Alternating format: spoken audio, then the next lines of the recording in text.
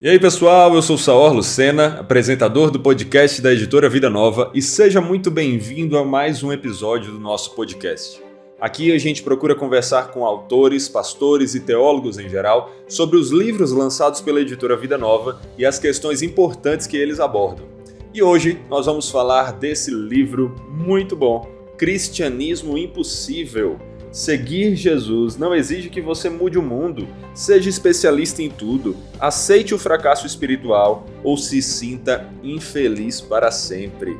Esse livro, com título e subtítulos super interessantes, são do Kevin DeYoung, é um livro do Kevin DeYoung e é um livro que vai conseguir ajudar você a entender mais sobre coisas importantes. Como conciliar, viver para a glória de Deus, se dedicando com empenho e ao mesmo tempo descansando na sua graça. Como conciliar a soberania de Deus e a responsabilidade do homem nesse sentido? Será que nós devemos fazer devocional todos os dias para conseguirmos agradar a Deus?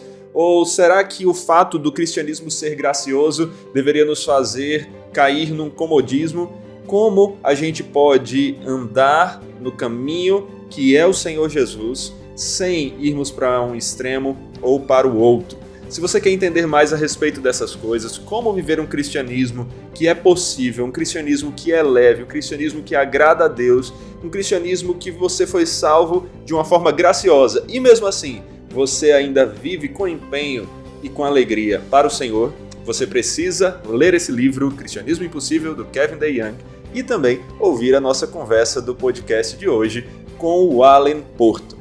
Alan, seja muito bem-vindo ao podcast da editora Vida Nova. É um prazer ter você aqui com a gente mais uma vez, meu irmão. Saúl, alegria minha.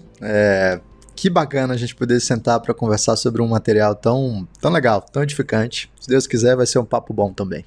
Com certeza. Atirar pelo último que nós tivemos, a última conversa, tenho certeza que vai ser uma conversa muito boa aqui. Inclusive, quem está interessado em assistir a esse outro episódio que nós gravamos juntos, dá uma olhada aqui na descrição se você está no YouTube e dá uma olhada também aí nas nossas redes sociais que a gente vai indicar sobre isso. Mas vamos falar aqui hoje sobre o livro do Kevin DeYoung, O Cristianismo Impossível. Só que antes da gente falar sobre o livro e sobre o autor desse livro, eu queria que você se apresentasse um pouco mais, Alan. Fala aí para o pessoal que ainda não conhece você, quem é Alan Porto e como é que tem sido aí sua vida e ministério. Perfeito, eu sou Alan Porto, eu sou pastor da Primeira Igreja Presbiteriana de Barretos e estou servindo aqui em Barretos desde 2021.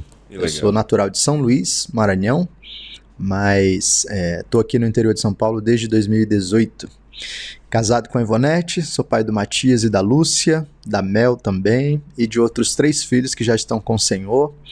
E basicamente, nos últimos anos, eu tenho, além desse trabalho de pastoreio na igreja local e de ensino em algumas instituições, eu tenho enfatizado muito essa temática que ressoa um pouco da ênfase desse livro, de como é que a gente pode caminhar com Deus de uma forma mais contente e mais tranquila.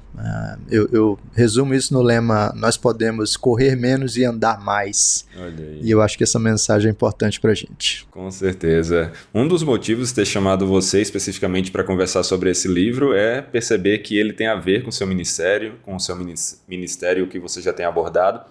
E eu tenho certeza que a gente vai poder bater um papo legal aqui. Mas se você se apresentou um pouco, agora também é importante a gente falar um pouco do autor do Cristianismo Impossível, do livro Cristianismo Impossível, que é o Kevin DeYoung. O Kevin DeYoung é relativamente conhecido aqui no Brasil, mas vale a apresentação e eu queria que você nos dissesse um pouco mais sobre ele. Sim, como você falou, a gente tem alguns outros livros já do Kevin DeYoung traduzidos em português. Ele é um autor, pelo menos no meio reformado, conhecido. Mas ainda assim, a gente precisa entender um pouco mais do contexto dele, especialmente porque nesse mesmo livro ele fala um pouco do seu projeto, por assim dizer, de uma forma mais completa. Então, ele é um pastor nos Estados Unidos, ele é um pastor presbiteriano. Antes, ele vem de um contexto da igreja reformada holandesa nos Estados Unidos, mas a sua igreja se tornou uma igreja presbiteriana. Ele é pastor e professor também no Reformed Theological Seminary, lá no campus de Charlotte. E como eu mencionei, o projeto de escrita dele tem trabalhado um pouco nessa direção. Ele desenvolve isso ao longo do livro, menciona, né? E diz assim, olha, de certa forma, cada autor tem apenas um livro. Ele cita a frase de uma outra pessoa. E ele diz, faz algum sentido quando você percebe que existe meio que um tema predominante percorrendo a obra de um autor em diversos livros. Muito e ele diz, de certa forma, eu tenho trabalhado isso. No livro Brecha em Nossa Santidade, eu falei um pouco sobre esse descanso na obra completa de Cristo. No livro Faça Alguma Coisa, eu falei sobre o descanso na providência de Cristo em meio às decisões que precisamos tomar. No livro sobre o catecismo, ele nos fala sobre o descanso na palavra de Cristo, e assim ele chega a esse livro que vai falar para a gente um pouquinho sobre o descanso na graça de Cristo diante do tipo de vida cristã que a gente precisa levar. Então eu acho que é um autor que vale a pena ser conhecido, ele é realmente uma autoridade em termos da sua fundamentação teológica para tudo aquilo que ele traz, qual é a missão da igreja, também é um outro livro que também traz esse descanso na missão de Cristo, e é alguém que consegue escrever com uma simplicidade, talvez pelo fato dele pastorear inicialmente uma igreja universitária, né? Acho que uma linguagem mais simples, uma linguagem direta, uma linguagem que comunica bem com um público mais amplo e mais jovem também. Acho que todas essas coisas tornam o autor uma pessoa interessante de ser lida. Com certeza, acho que você falou muito bem aí, já li algumas obras do Kevin DeYoung, ele realmente é esse tipo de autor que você descreveu, inclusive ele tem outros 2 livros que já estão publicados pela editora Vida Nova, Os 10 Mandamentos é um desses livros, e Homens e Mulheres na Igreja também está entre os livros que ele tem publicado aqui pela Vida Nova. Então fica aí a recomendação para quem, depois de ler o Cristianismo Impossível, quiser ler mais sobre o que o Kevin DeYoung tem escrito. Mas hoje a gente vai focar nesse tema e eu queria que você abordasse justamente, para começo de conversa, o título, porque ele é um título provocante, né? Cristianismo Impossível. Como assim impossível? O cristianismo não deveria ser uma religião, na verdade, a verdade sobre a salvação acessível e graciosa? Então, que tipo de cristianismo impossível? Como o cristianismo pode se tornar impossível? Legal. O subtítulo do livro já dá pra gente algumas sugestões interessantes. Ele diz, seguir Jesus não exige que você mude o mundo, seja especialista em tudo, aceite o fracasso espiritual ou se sinta infeliz sempre. Eu não chequei se isso é o subtítulo original da obra ou se isso é parte do trabalho editorial de Vida Nova aqui, mas esse subtítulo foi brilhante, qualquer que seja a escolha aí, né? Qualquer que seja a opção dessas. Sim, sim. É do título original aqui mesmo, eu estou dando uma olhada aqui, é do título original. Então já original, vem aí.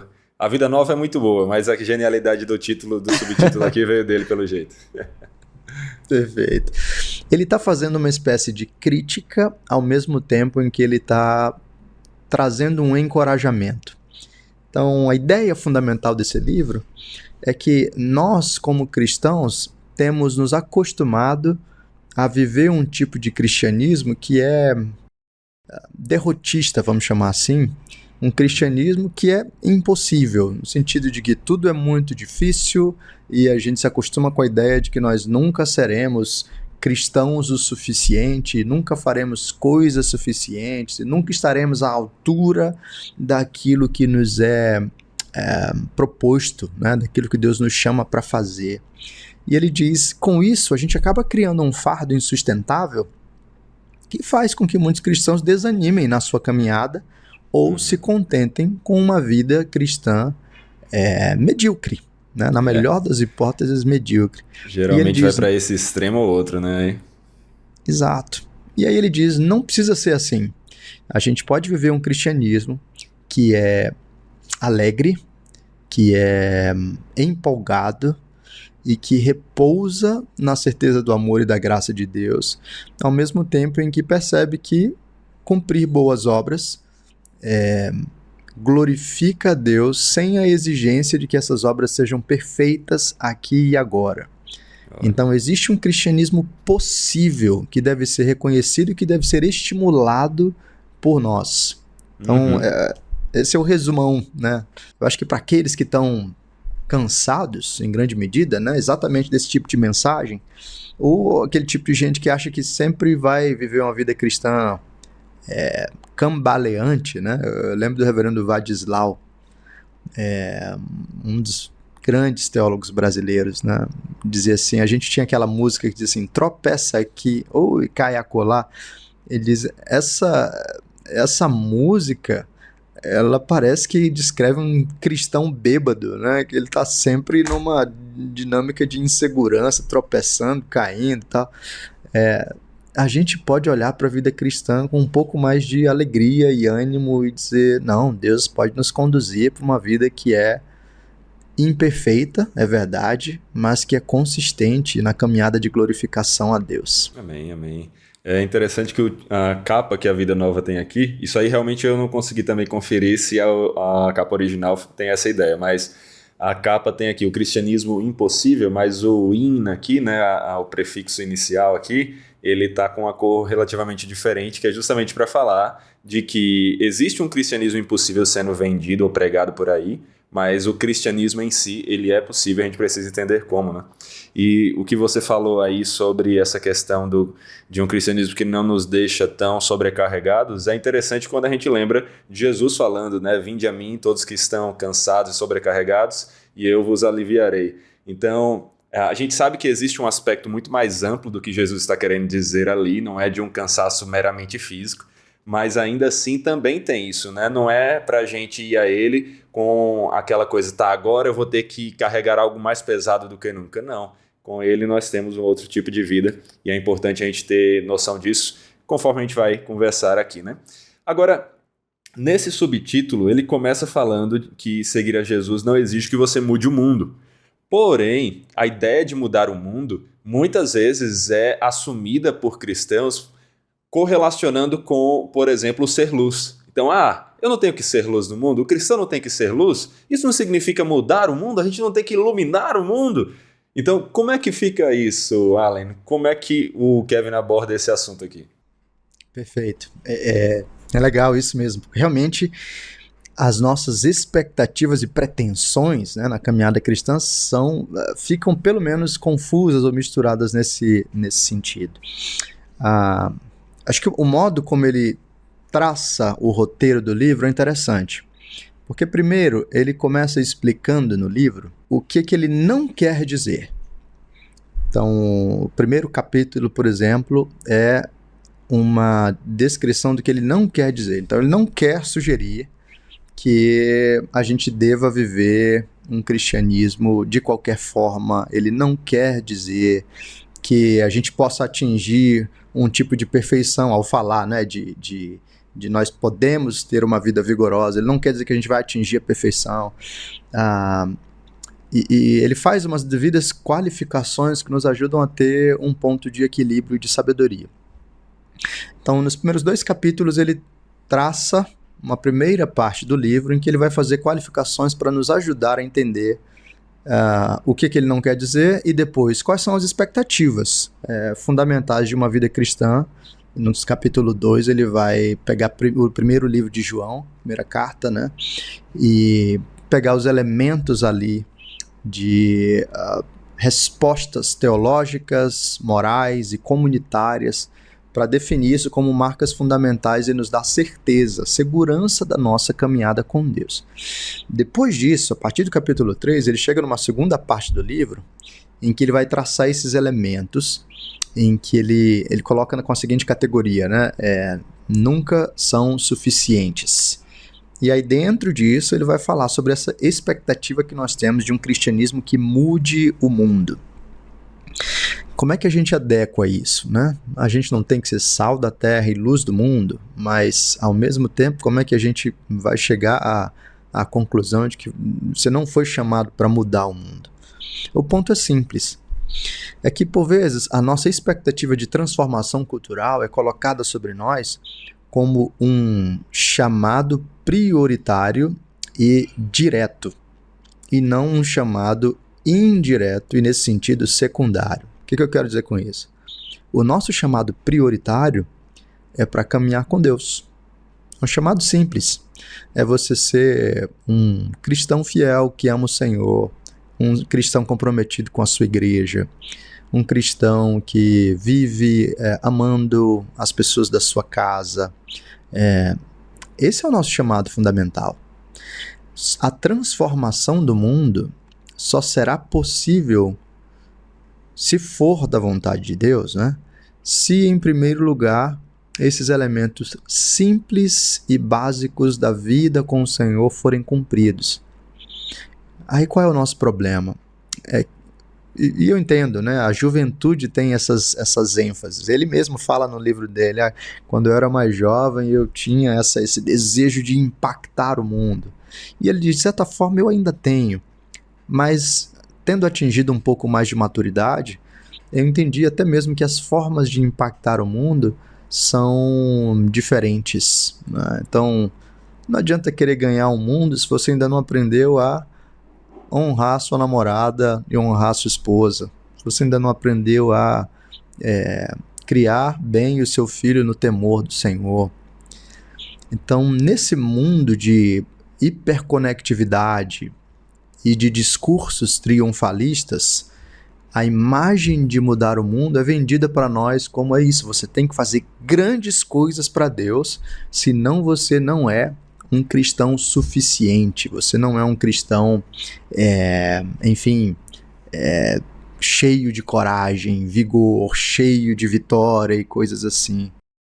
Mas se a gente pensar dessa forma, a gente está excluindo da vida cristã idosas, mães, deficientes e pessoas que podem causar um grande impacto ao simplesmente viverem a vida cristã dia após dia com honestidade e tranquilidade dentro do seu círculo imediato.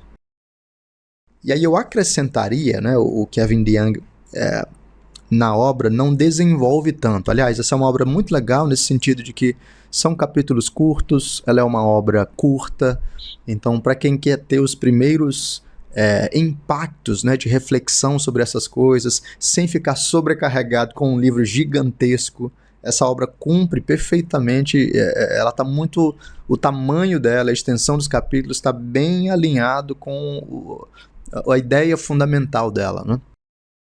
Então ele não desenvolve muito, mas ele já apresenta para a gente isso. A ideia de um cristianismo triunfalista e o fardo de ter que mudar o mundo tem mais a ver com narrativas possivelmente conectadas aí com o humanismo secular, que diz que você tem que ser a sua melhor versão, você é validado pela sua performance, você tem que construir o seu nome. Isso está muito mais envolvido com essas narrativas de triunfo pessoal do que com as narrativas bíblicas de cristãos comuns, servindo dentro dos lugares em que Deus lhes colocou. Sim, isso é importante a gente perceber que Deus quer que a gente sirva, Deus quer que a gente seja luz, mas não necessariamente nós temos que ser um holofote que é visto por todo mundo e que alcança toda a região onde nós estamos, mas ali no nosso dia a dia, às vezes ser luz significa ser uma pequena vela, mas estarmos ali nos enchendo do Senhor e compartilhando o que nós estamos vivendo. Porque isso é uma coisa importante também. Às vezes as pessoas que ficam tão interessadas em falar sobre mudar o mundo, como você mesmo disse, não estão vivendo o evangelho nem mesmo para mudar a própria vida, né? E se torna uma hipocrisia esse tipo de ação. Exato. Aliás, é aquela coisa, né? É muito bom amar a humanidade. É muito difícil amar o seu vizinho. Né? É muito bom desejar ganhar a África para Cristo. Mas você já compartilhou o evangelho com um cara que senta do seu lado, né? na sua sala de aula na universidade? Se isso não está acontecendo, então às vezes a gente vive num jogo de auto-engano em que a gente alimenta expectativas irreais ou fala sobre coisas grandiosas apenas como uma ferramenta de fuga das coisas mais simples e mais básicas que nos foram dadas por Deus para a gente cumprir. Exato, exatamente. E essa questão de mudar o mundo, tem a ver também com o como fazer, que é a ideia de que hoje em dia o cristão, para mudar o mundo, já que ele tem que mudar esse geralzão, ele tem também que saber falar sobre todos os assuntos. Ele tem que ser especialista em todos os assuntos. Isso em algum grau vale para todo cristão, mas essa expectativa é errada, mas principalmente para líderes, né? O pastor tem que saber resolver qualquer questão, aconselhar qualquer ponto, dar a resposta sobre qualquer acontecimento. Mas e aí, é isso que deveria ser esperado de um cristão, de um pastor, enfim? De novo, esse trecho do livro é brilhante. Ele traz uma citação do C.S. Lewis, na verdade um trecho de uma carta do C.S. Lewis, em que o C.S. Lewis fala um pouco sobre isso, de como o fato de nós recebermos as notícias tão prontamente nos desconectou da nossa realidade imediata e do nosso ambiente mais concreto. Então agora é assim, tá todo mundo conectado, as notícias chegam rápido demais, então agora você sabe o que está acontecendo na Ucrânia, na Rússia, você sabe da perseguição da igreja na Síria, você sabe, enfim, do que está acontecendo nos Estados Unidos, e etc, etc, etc. E aparentemente é requerido de nós que nós tenhamos uma opinião, e não só uma opinião, mas possivelmente um veredito sobre aquilo que está acontecendo nas diversas partes do mundo e a resposta final sobre isso. Enquanto isso, voltando para o mesmo tema, né, nós somos carregados de duas coisas. Uma das coisas que ele fala nós somos carregados de culpa, porque nós, de certa forma, não nos sentimos confortáveis para celebrar as pequenas alegrias que Deus nos dá, porque sempre tem alguém sofrendo no mundo e a gente fica sabendo de algum outro tipo de sofrimento, né? Então eu nunca posso estar descansado, eu nunca posso estar em paz, porque agora mesmo, lá na Síria, tem cristãos sofrendo, na Coreia do Norte, eu nunca posso descansar e me alegrar com as coisas boas que Deus me dá aqui, porque, sei lá, na Europa o cristianismo pode estar morrendo, ou na África existem pessoas famintas. Então eu tenho que saber sobre tudo, falar sobre tudo, e junto a isso eu vivo essa desconexão da minha realidade concreta e imediata por causa da hiperconexão global e virtual. Então uma das coisas que ele diz não precisa ser assim, e citando C.S. Lewis, né, ele diz: nós confundimos nos sentir mal com alguma coisa como se fosse a virtude de fazer alguma coisa. Então ficar preocupado com a situação das crianças na África já vale para nós como algo virtuoso, mesmo que aqui você não esteja ajudando nem os da sua própria casa. Olha só. Então isso não faz sentido. E o ponto dele não é que agora você não precisa se preocupar com a África, com a Coreia do Norte, com a Europa, com o que quer que seja. Todas essas coisas têm o seu lugar, mas nem toda a igreja foi chamada para o mesmo tipo de ministério. Uhum. Então existem aqueles que foram chamados para criar ONGs e trabalhar nessas coisas. Existem aqueles que foram chamados para atuar na política e assim dentro do parlamento, né, produzir leis mais justas. Existem aqueles que foram chamados para atuar na justiça e por aí vai. Uhum. Mas se você exige isso de toda a igreja, então uma das coisas que vai acontecer muitos cristãos vão ser privados da alegria que Deus lhes tem dado, porque eles vão sempre carregar essa culpa de eu não estou fazendo o suficiente, eu não sei sobre tudo, eu não estou antenado sobre tudo, ou eu não posso simplesmente desfrutar de alegria e paz agora, porque tem alguém sofrendo em algum outro lugar do mundo. Então esse é um dos aspectos fundamentais aí para a gente considerar. Sim, e eu acho que isso é impulsionado também por a torrente de informações que nós temos, até mesmo no aspecto do mundo onde qualquer pessoa pode pegar seu celular e começar a gravar e supostamente se vender como especialista em teologia, filosofia ou qualquer assunto. Então, quando você tem um mundo que o Lewis falou sobre as informações estarem chegando, mas ele fala antes de rede social, né? Hoje em dia, então, Então, no mundo onde um adolescente de 12 anos, 14 anos, pode pegar o celular e começar a fazer um canal de YouTube que tem centenas, milhares ou centenas de milhares de seguidores, essa pressão por saber responder de tudo se impulsiona ainda mais, né? Eu acho que isso pode ser visto, inclusive, no meio da igreja. Quantas vezes eu não já ouvi algum jovenzinho da igreja dizendo: pastor, será que eu deveria começar um canal de teologia? Será que eu deveria começar a falar com os meus amigos sobre teologia por meio da internet? E isso é um tema para a gente abordar também. O que você acha disso, Alan? Por um lado, a internet trouxe essa coisa muito boa de nós termos... eu não gosto muito desse termo, mas se tornou o termo popularizado, né? A democratização da informação e das vozes, né? Eu diria assim, uma coisa boa da internet é que realmente, antigamente, só podia falar quem tinha os meios oficiais de comunicação.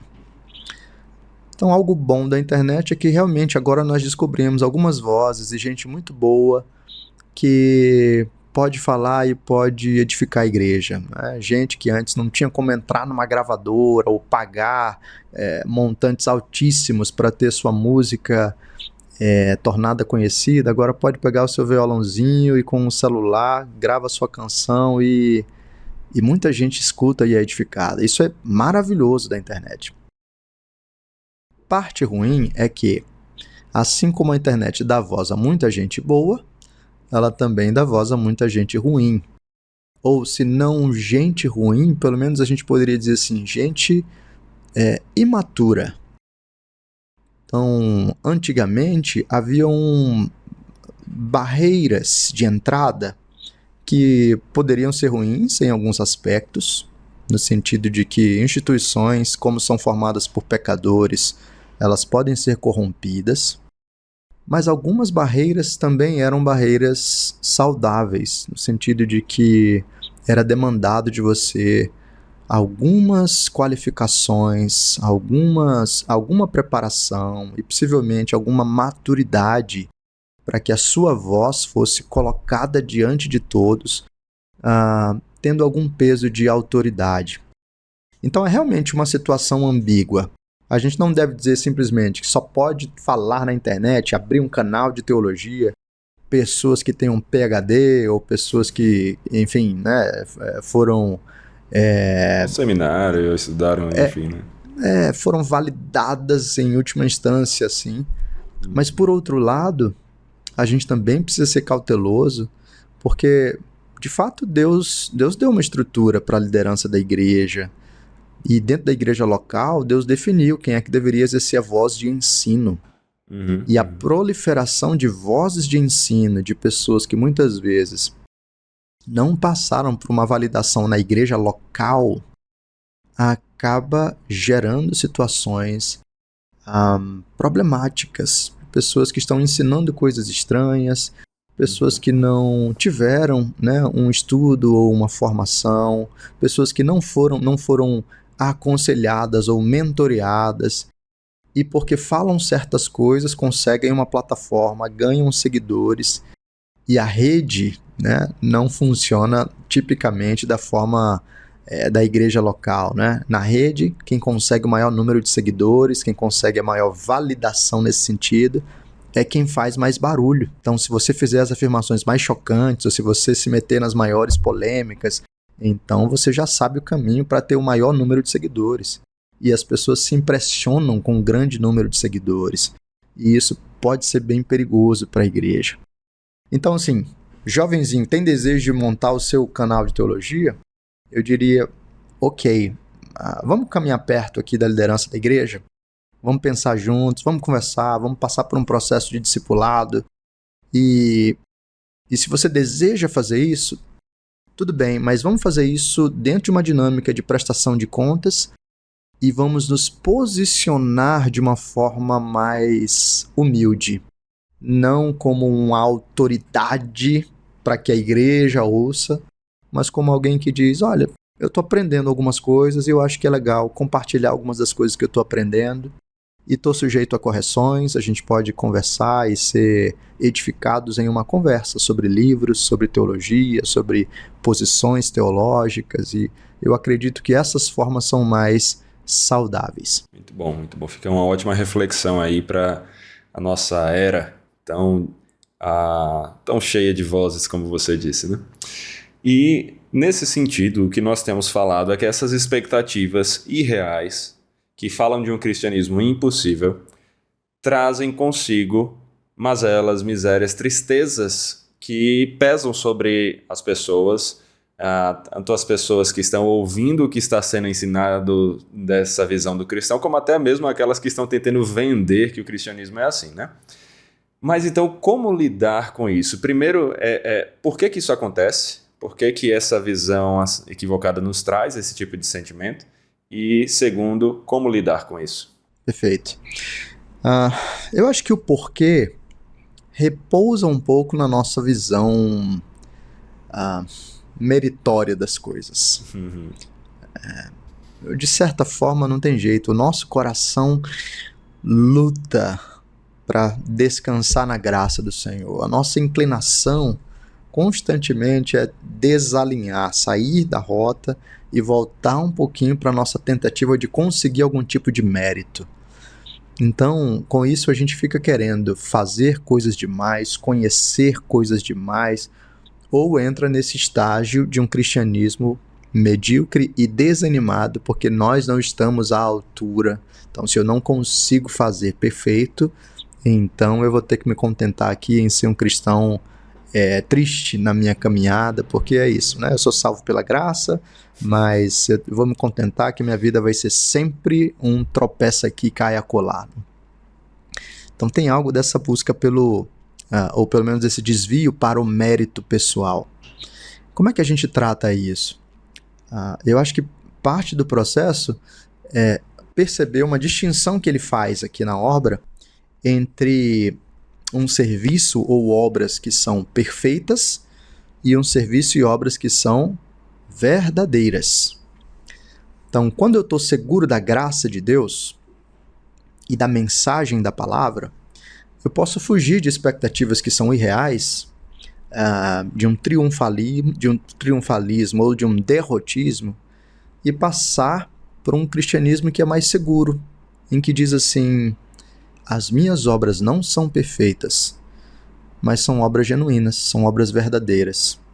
Então, eu não preciso viver frustrado como alguém que nunca vai agradar a Deus, porque, no fim das contas, há vários textos da Escritura em que o próprio Deus afirma para nós que ele se agrada com o seu povo e que o próprio Deus dirá para os seus servos: servo bom e fiel. Ao mesmo tempo em que eu também vou deixar de cultivar visões triunfalistas em que eu acredito que eu posso fazer coisas perfeitas na base da minha capacidade, da minha criatividade ou do quão arrojado eu sou espiritualmente. Mas então, não é isso que significa tudo posso naquele que me fortalece, Alan? Não é que eu posso fazer tudo? Esse texto é uma casca de banana para muita gente, né? Paulo fala, ali é o exato oposto, né? Paulo dizendo: olha, eu sei ter muito e eu sei ter pouco, né? Eu sei viver uma vida de prosperidade e eu sei viver na escassez, porque eu posso todas as coisas naquele que me fortalece, né? Eu posso viver uma vida contente, inclusive Paulo fala isso, né? Aprendi a estar contente em toda e qualquer situação. E isso ressoa perfeitamente a mensagem que o Kevin DeYoung está tentando trazer para a gente. Uma vida descontente, uma vida cristã descontente, ela pode ser descontente para mais e para menos, né?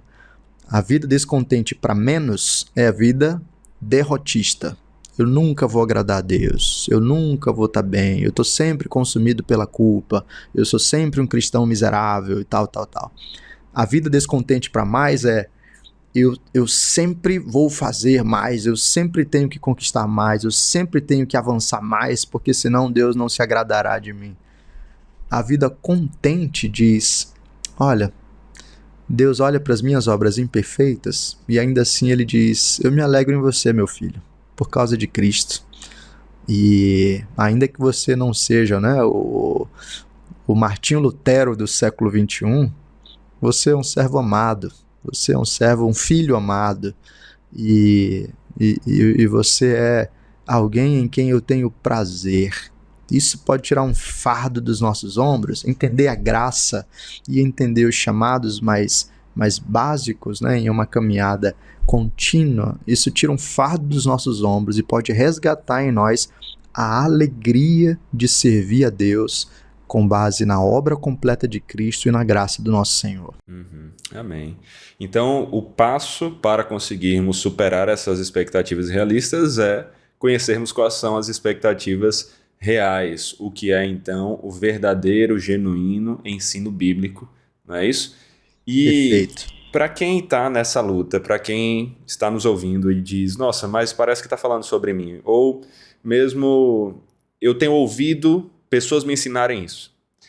Nesse sentido, como você poderia dar um conselho, ou o Kevin DeYoung dá conselhos, de como nós podemos encontrar na Escritura esse ensino adequado para servirmos a um Deus que nos salva pela graça e não pelo nosso mérito? Olha, a forma como ele desenvolve isso no livro é muito legal. Até colocando coisas que são relativamente polêmicas, né? Então ele tem 2 capítulos, por exemplo, para falar sobre algumas coisas que nós cobramos, e nós estamos certos em cobrar, de certa forma, né? Eu sou pastor, eu ensino isso para minha igreja, mas que por vezes nós cobramos de uma forma distorcida. Então, num dos capítulos, por exemplo, ele vai falar sobre a devocional.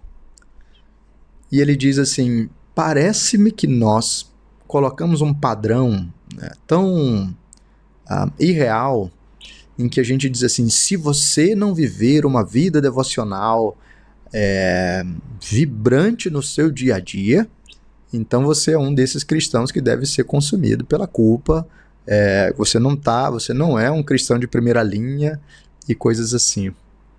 E ele diz, olha, é verdade, a Bíblia traz vários textos em que nós somos, pelo menos, apresentados a modelos de pessoas que tinham uma vida com o Senhor. Jesus, de tempos em tempos, se afastava e ia ter os seus momentos com Deus. Daniel orava 3 vezes por dia. O salmista dá pra gente vários exemplos assim de suas orações e sua devoção em um tempo privado com o Senhor.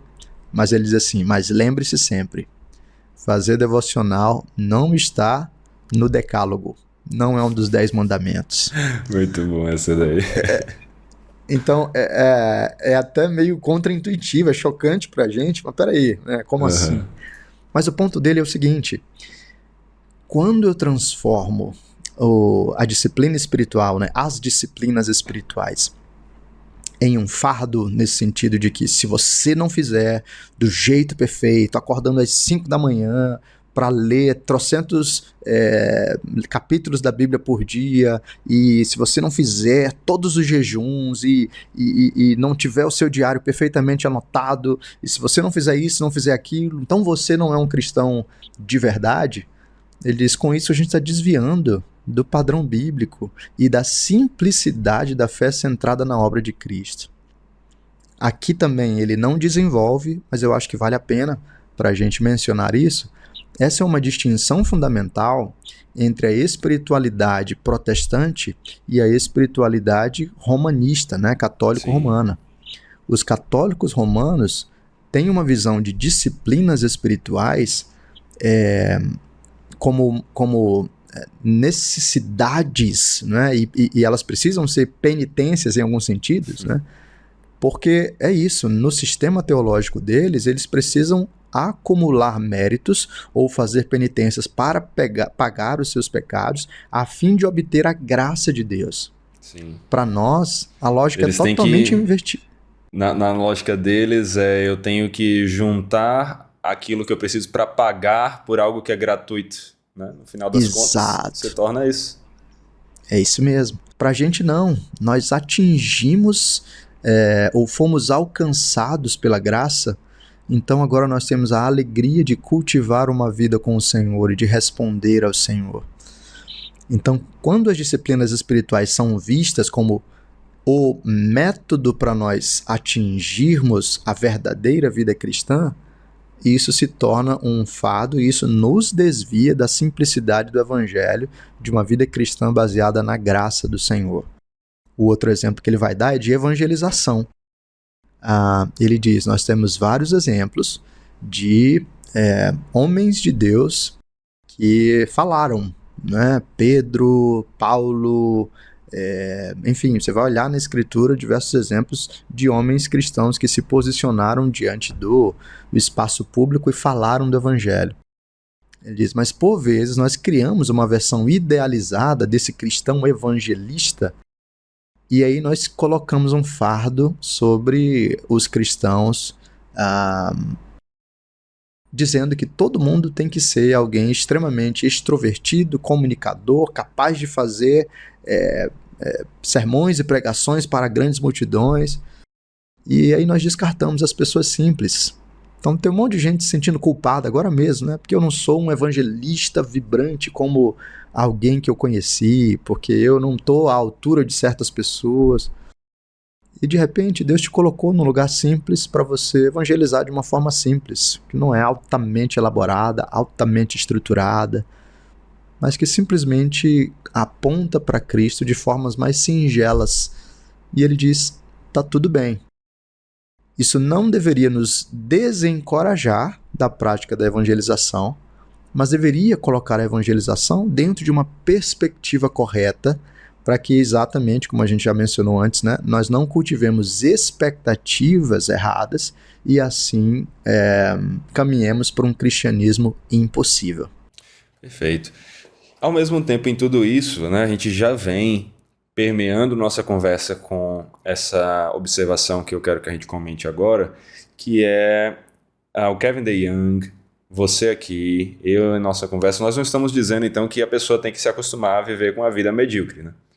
Nós não estamos aqui contradizendo tudo aquilo que nós passamos, tantos sermões, tantas conversas de aconselhamento, dizendo para os nossos irmãos, para os outros cristãos, de busque mais o Senhor, busque meditar mais na palavra, busque orar mais ao Senhor, busque ter um relacionamento com Ele, busque falar do Evangelho para outras pessoas. Nós não estamos negando a importância disso, né? Mas como equilibrar, então? Eu acho que isso é um trabalho importante que o Kevin faz aqui, que a gente precisa abordar.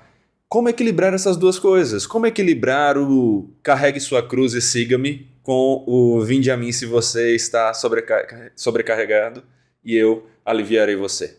Como equilibrar essas duas coisas na vida cristã, Alan? Perfeito. Essa tensão nos acompanha, eu acho que nos acompanhará, né, até a volta do nosso Senhor.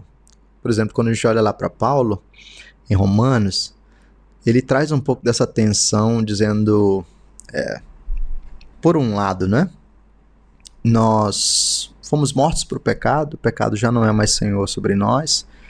Por outro lado, ele diz, vocês têm que mortificar a carne.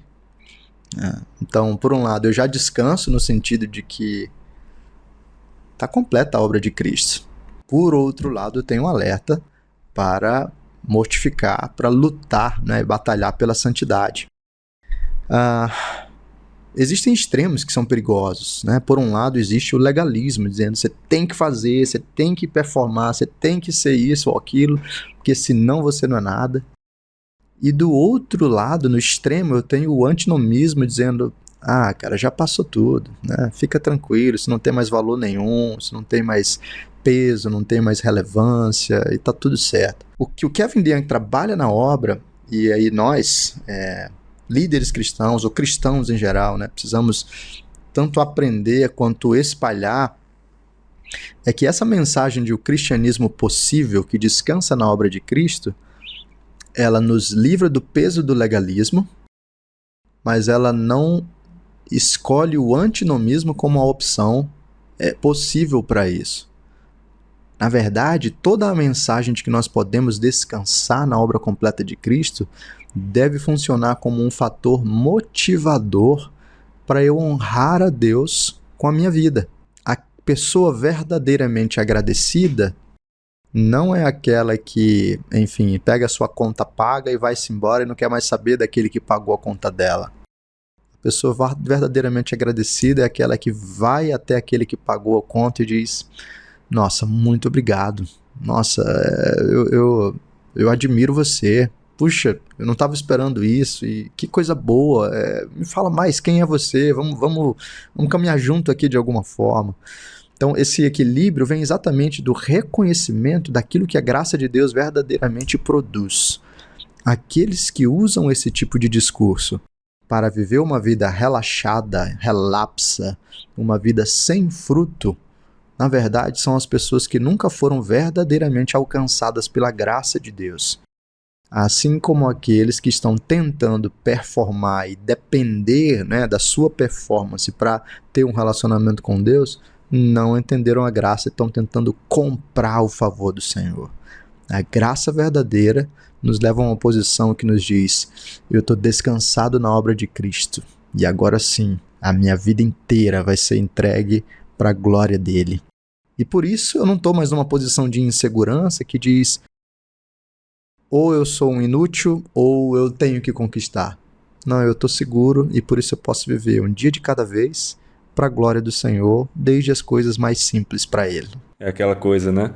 A gente não precisa, como você usou o termo aí, performar para entrar na equipe. Nós já fomos chamados para a equipe de forma graciosa, sem que merecêssemos, e não saímos mais dessa equipe.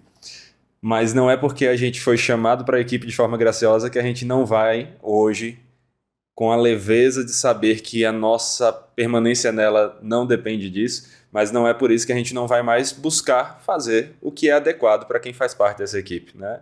Eu estou usando aqui uma linguagem de esportes, mas Paulo também faz citações semelhantes, né? E a gente vê isso, nós fazemos parte não somente de uma equipe, mas de uma família. O nosso pai não vai nos mandar embora da nossa família porque ele nos ama incondicionalmente, mas como bons filhos, nós queremos viver como ele se agrada e queremos imitar o nosso irmão perfeito que nos mostra o caminho. Né? Exatamente.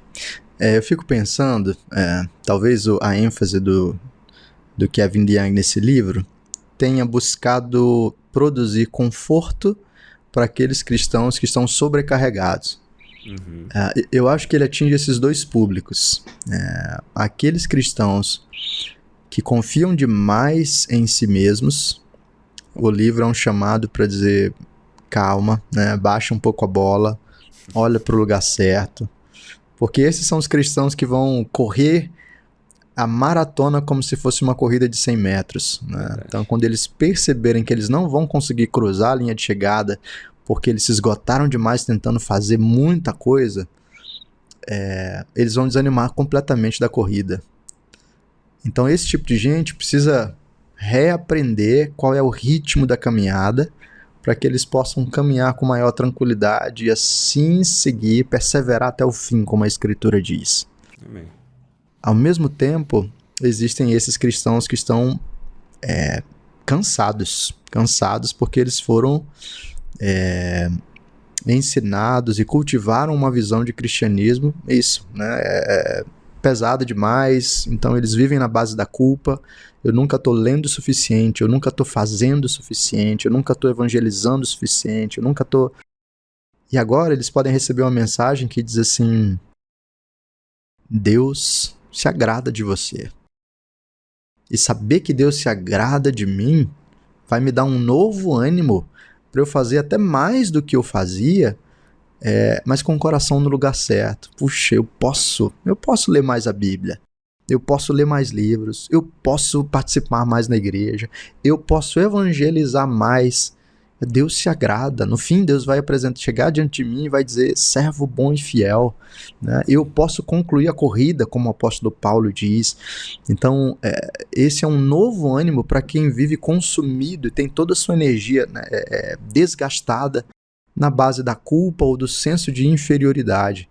Por causa da graça de Deus, eu posso resgatar um novo tipo de vida cristã, que é uma vida satisfeita, contente, feliz, e assim vai ganhar novos contornos de ser uma vida vibrante, sem necessariamente ser essa vida triunfalista e ilusória. Amém, amém.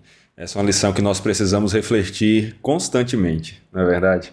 Porque o nosso coração está sempre se inclinando para um extremo ou para outro. Ou para aquele comodismo do tá bom, já faço o suficiente, não preciso fazer mais. ou para o exagero do eu preciso conquistar o amor de Deus hoje com as minhas ações e com as minhas práticas, né? É importante a gente refletir sobre isso, daí a importância desse livro aqui também, que vai focar em resumir a mensagem da Bíblia sobre como nós nos mantemos na trilha correta, nesse caminho que é estreito, mas que o próprio Cristo vai conosco, né? Vai nos conduzindo, nos guiando, nos capacitando. Ele até diz para carregar a cruz, né? Para que a gente carregue a cruz, mas ele carregou por nós ao mesmo tempo. Ele nos diz que não adianta ser apenas ouvintes, devemos ser praticantes, mas quem nos dá as forças para praticarmos é ele mesmo. Eu acho que isso é uma mensagem muito bonita que o Kevin nos lembra aqui nesse livro e que a gente pôde conversar aqui nesse podcast. Eu estava lendo e me lembrando assim, de casos reais. Infelizmente, eu já vi pessoas deixando a igreja exatamente porque chegaram a essa conclusão. Elas diziam, eu não estou à altura disso, né? Eu não sou bom o suficiente. E talvez, se essas pessoas tivessem lido um livro assim, elas poderiam olhar um pouco menos para si mesmas e olhar um pouco mais para Cristo e experimentar descanso. Eu também lembrei de gente que não abandonou a igreja, graças a Deus, mas que vive em crises de consciência constantes, porque estão sempre nesse peso. Será que eu estou fazendo o suficiente? Será que eu sou bom o suficiente? Será que eu estou pronto o suficiente? E eu já tenho algumas pessoas que eu vou emprestar esse livro, porque eu acredito que esse livro pode ser uma fonte de encorajamento muito boa para cristãos em crise, cristãos com a consciência pesada, cristãos que vivem ameaçados pela culpa, cristãos que têm a tendência de viverem na autocontemplação negativa, deixando de olhar para a graça do Senhor. Então, esse material pode ser muito bom como ferramenta também de discipulado, ferramenta de aconselhamento e, assim, ferramenta de pastoreio. Excelente. Allen, muito obrigado pela conversa. Foi um prazer mais uma vez conversar com você sobre os livros que a Vida Nova tem produzido, sobre um tema importante que, inclusive, você já tem abordado, né? Então, como palavras finais aí, por favor, apresente também um pouco do seu trabalho para o pessoal, onde é que o pessoal pode acompanhar para ouvir temas relacionados ao que foi abordado aqui. E que Deus abençoe você e seu ministério, meu irmão, sua família e seu ministério.